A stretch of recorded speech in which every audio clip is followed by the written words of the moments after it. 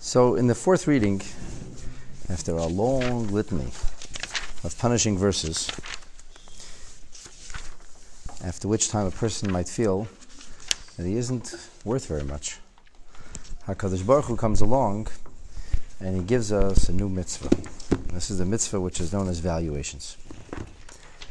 The fourth reading can be found chapter 27.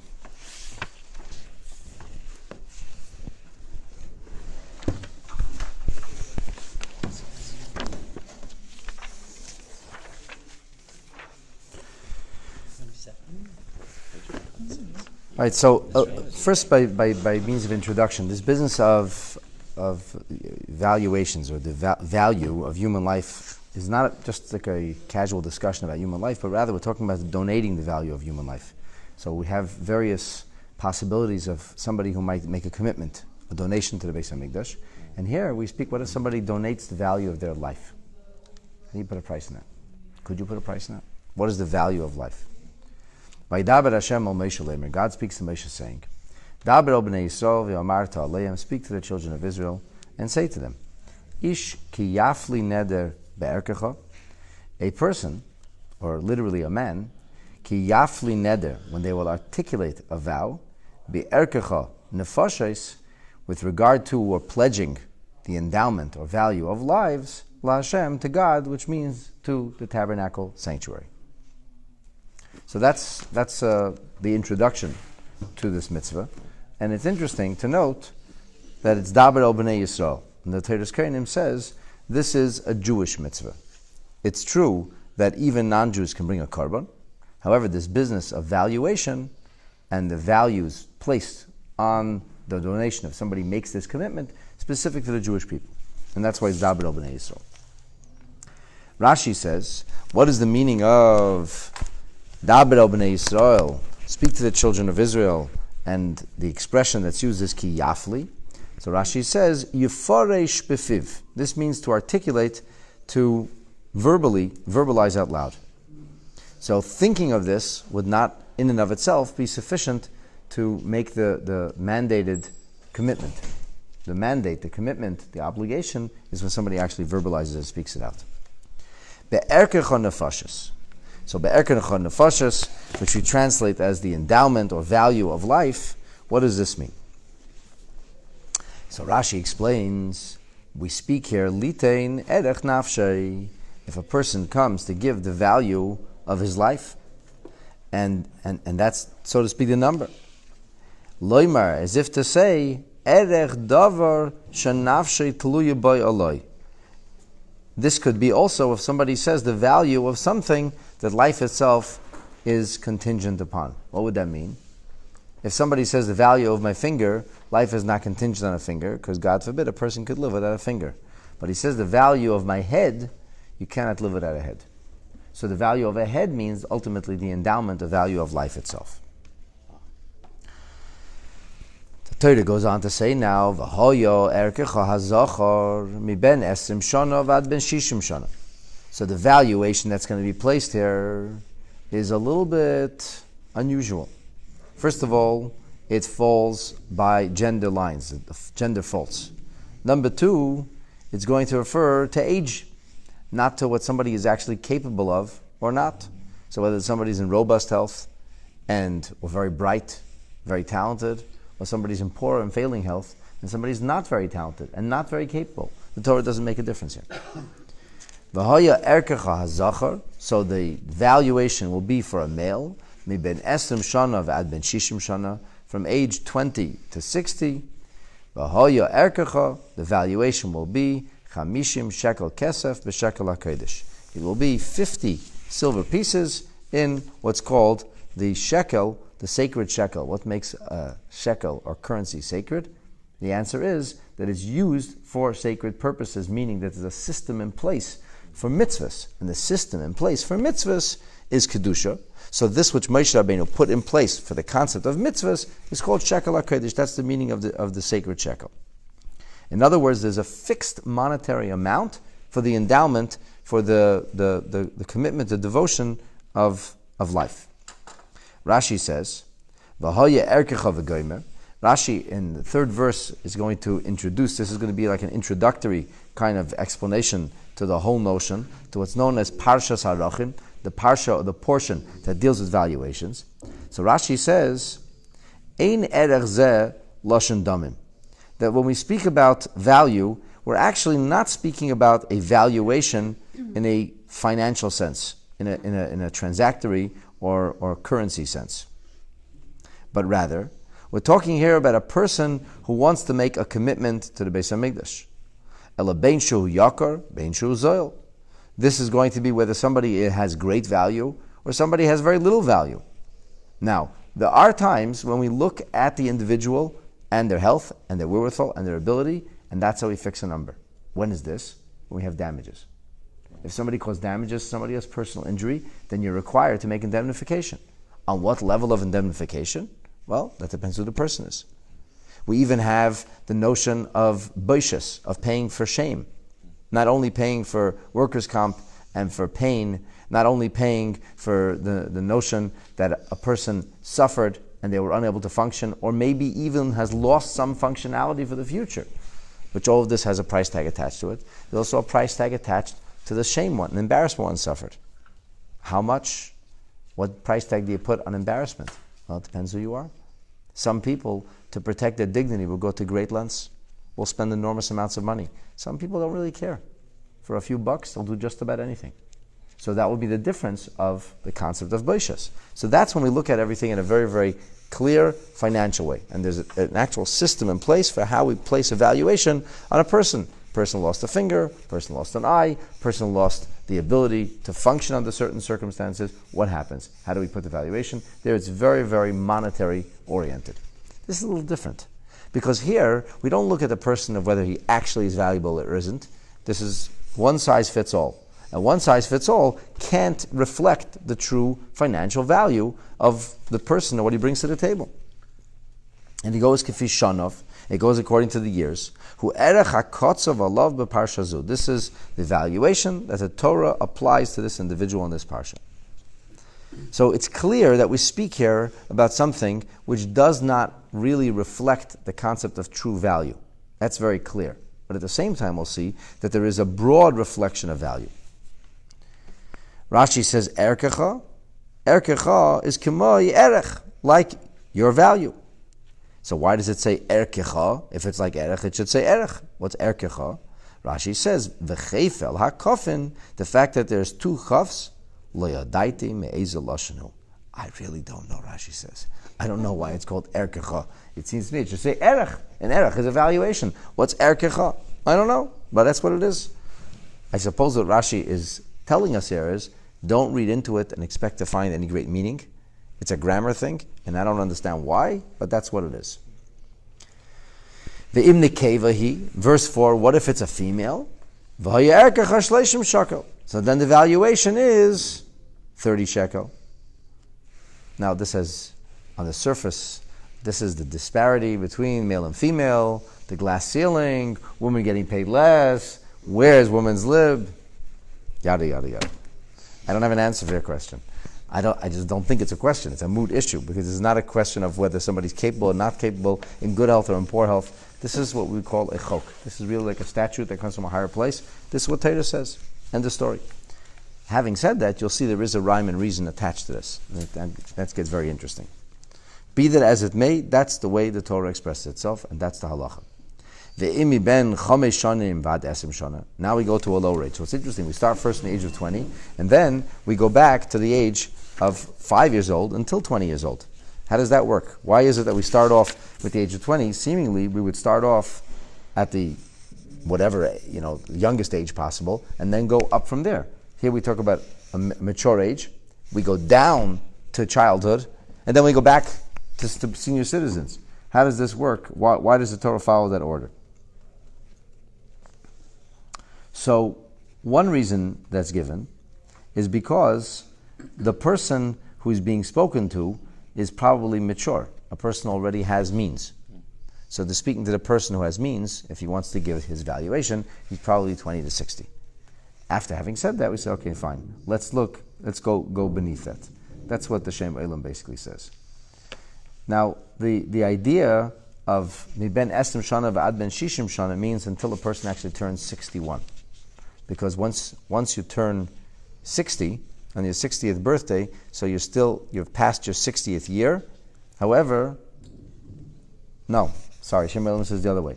That as long as you didn't finish your 60th year, that's called Ad Ben Shishim Shana. On a person's 60th birthday, the day after, they're already in their 61st year. So it's up until the point of a birthday.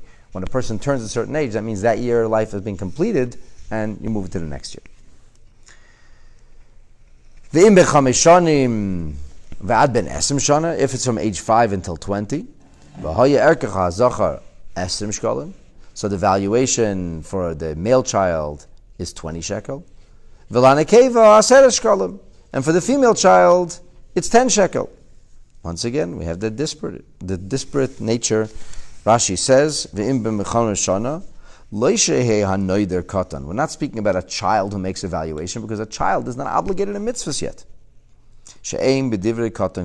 Because the words of a child have no bearing and no meaning. He can say whatever he wants. He's not going to be held culpable or accountable. Ella, rather, we speak here, Godol sha'amar erech katan hazeh, a major who said, this minor, I want to give the valuation of this minor to the Beis HaMikdash. Which this minor is ben chamesh shanim, from 5 years and onward.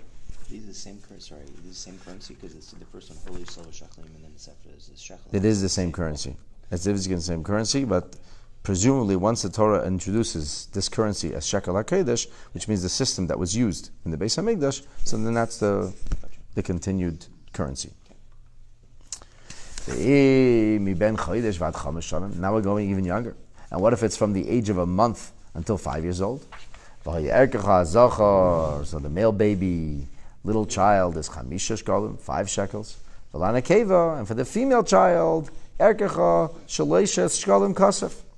there's a valuation of 3 silver pieces. Now the Torah goes from mature age, went back to childhood, went back to infanthood. And now the Torah goes to older age, mature age. But what if it's from age 60 onward, after the 60th birthday? If it's a male, then the valuation is 15 shekel. But it's for a female, it's 20 shekel. So here, there means to be the disparity went the other way. Here, the Ben Shishim Shana, his valuation is 15 shekel, and the female after 60 becomes 20 shekel. So, which is the system? No, 10. Sorry, 10 shekel. 10. But let's look at who went down, so to speak. Who went down more? So the male who was 10 who was from the age of 20 to 60. 20 to 60. 20 to 60. The male who was 20 to 60 was 50. And now he's gone down after 60 to 15. The woman from 20 to 60 was 30 shekel, and now she's gone down to 10. In other words, the damage with regards to a woman is less. So what's going on here? So Rashi says like this: Kishemagia liyemei hazikna, when we get to a mature age, harei ha'isha kreiva lehichashav kish. So then the valuation of the woman inches closer to the valuation that the man had. And there's not as much of a decrease in value, so to speak. Lefikach, ha'ish peiseach behizdaknei ve'yered mishlish be'erkei. The male majorly goes down in value of the valuations, in valuations. However, ve'isha eini peiseches, a woman doesn't go down in value that much. Ela shlish be'erkei, only 1/3. So what's the logic? I mean, clearly this is not a logical mitzvah altogether. But what's the logic of the non-logic? It's got to be like some kind of explanation attached to this. What's the reason? So Rashi says, I'll tell you. The Amri Inshi, this is what people say. Sova bebeisa, pacha bebeisa, a grandfather in the house is a snare in the house. Savta bebeisa, a grandmother, Sima bevesa, is a treasure in the home. Simona tova bevesa, it's a good sign in the home. I think now we've managed to offend just about everybody. Males, females, mature people, children. Baruch Hashem, everybody's offended now, and everybody's got a nose at a joint. I don't claim to understand these mitzvahs. The notion of valuations makes very little sense to me in a rational way. Whatever, it's what the Torah says. The notion of placing value to a person's life altogether makes no sense. How could you place a value, a price tag of a person's life? A life is invaluable. Imagine a person is chas v'shalom ill, and he says, you have treatment. How much is the treatment? Oh, it's a lot of money. It's about 75% of your savings. Oh, in that case, you said, I'll just have to die. I'm sorry. I can't spend that much. I wasn't thinking of spending that much. A person would spend everything to stay alive. So could you really put like a number on life? Now, in the court system, they do this. Right? They have these numbers of people sue and they have lawsuits. But then again, what does that mean? That means for a certain amount of money, life can be bought. You know, when there's, God forbid, a homicide, the Torah tells us very clearly that punishments have to be carried out, and no amount of money can allow the person to go free. He could be the richest person in the world. He can offer the widower or the widow or the orphans enormous amounts of money, and they should forgive him. And they should say, you know what? We'd rather have $100 million than you be in prison, because you be in prison or you be put to death does nothing for us, and we can't pay our bills. Say, well, it's not really about you. It's not about the surviving relatives. It's about Hashem, and Hashem says once he committed a willful homicide, then he's got to go. That's the way Hashem wants society to function. So really and truly, we cannot put a price tag on life. And inasmuch as there is a price tag when it comes to personal injury, that price tag is moot when it comes to this issue, because we don't look at a person's capabilities, we don't look at a person's wealth, we don't look at a person's health, we don't get any of those things. All we're looking at is gender and age, nothing else. So it doesn't exactly make sense. But nonetheless, the interesting thing we notice is that when there's a decrease, because people have reached a mature age, so then the decrease is more significant with a male and less significant with a female. And for this, Rashi introduced us to a midrashic idea of the difference between the elder man, the mature man, or the mature woman. So this has to be understood. It does. This whole thing has to be understood, or to whatever level. But here, the Rebbe asks a very interesting question. On page Tuf Chav Beis, Simin Yud Tes. So the reason that a man plunges in value is because we say he's a snare, right? Because we said, he's a cranky old man, right? Saba b'veisa, pacha b'veisa. Now, I want you to know that we're talking here in the time of Moshe Rabbeinu. You know how old Moshe Rabbeinu was when he was saying this? He was 80. 81. He's 20 years after being called a snare. And he lived till 120. So he had a whole career. His career started 20 years after his supposed plunge in value. When anybody in his or her right mind say, Moshe Rabbeinu, Moshe Rabbeinu. 80 years old, a crotchy old Rebbe. Anybody say that? Chas v'shalom. Make no sense whatsoever. And Aaron lived 123. And Miriam lived 125. I mean, like they lived long lives. So 60 is not exactly an old age. 60 today is the new 40. I don't know, 60 today was like the old 30. I don't people's life expectancy was less than 60 once upon a time. Not such once upon a time, 120 years ago. Turn of the last century, that was life expectancy. So you talked here about 60, though, like ancient. But in times of bygone, 60 wasn't old at all. And nonetheless, we say, 60, that's it. Pacha b'beisa. So the Rebbe says, okay, so then tell me something. If once he gets to a mature age, he's called a pacha, he's called a snare, a pach and a meikish, he's basically a stumbling block. So tell me something. So then he should have no value. Why does he have value of 20 shekel? We say he's a snare, value of 20 shekel. She, a treasure, a good sign, mazel. Okay, so how does she get? 10. Understand? You pay 15 for a snare and you pay 10 for a treasure? Something's not adding up here. But shortly thereafter, at 61, his value comes down. No, 60 is straight sailing. It's not freedom 55, it's 60. Freedom 60. Down to 15. No, it doesn't come down. That's it. It goes down to 15. Whether you're 150 or 60, no difference. That's where it stays. So Rashi does try to introduce some kind of logic here, but the logic doesn't seem to add up, because the pacha, the snare, is still 5 shekels worth more than the treasure. Who would pay for a snare instead of a treasure? Madua nikva efe shegam lezachar ben shish mishana v'mayla, that the male at 60 age and onward, yesh erech, he has a value of 15 shekel, of 15 shekel, v'leizu b'vad, elushul shemen al yisin. He's still, the male valuation is still 5 shekels ahead of the female valuation. It doesn't make any sense. He's a snare, she's a treasure, and he's still 5 shekels ahead. Well, I mean, look, what's the logic here? I mean, fine, it doesn't make that much sense to begin with. But Rashi did introduce us to some logic. But the logic seems faulty altogether. So we're going to try to understand whatever little bit of logic there is, what is the logic here? So, the Rebbe says the answer is to be found in the exact verbiage that Rashi uses. And this is a lesson for our modern day and era, even though valuations have not been part of the menu for Torah law and Torah life for well over 2 millennia. And it goes like this. Rashi uses his words. He doesn't say Saba and he doesn't say Savta. He says Saba bevesa. Saba in the home. He says that's a pacha bevesa. It's a snare in the home. He uses the word home twice. What do you mean home? If the Saba is a pacha, say Saba is a pacha. Say Saba, crotchy old man. Doesn't say crotchy old man in the house. Crotchy. He's an old man, he's crotchy. Savta, Sima. Savta bevesa, Sima bevesa.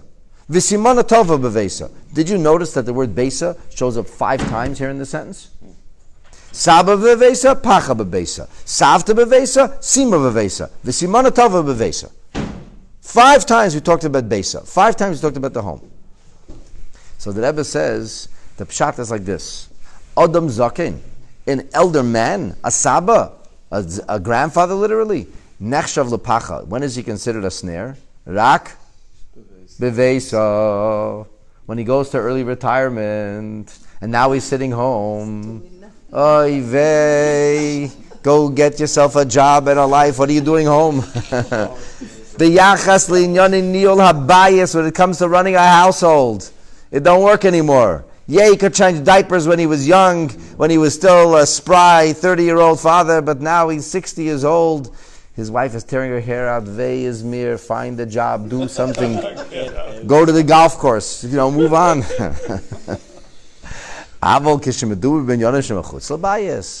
It comes to outside the house. Let's talk, for example, let's talk about, let's say, political leadership.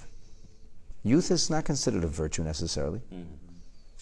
Historically, people who have had major positions have had positions, they had maturity that goes along with the position. In fact, people consider a position of major responsibility when there's youth a deficiency.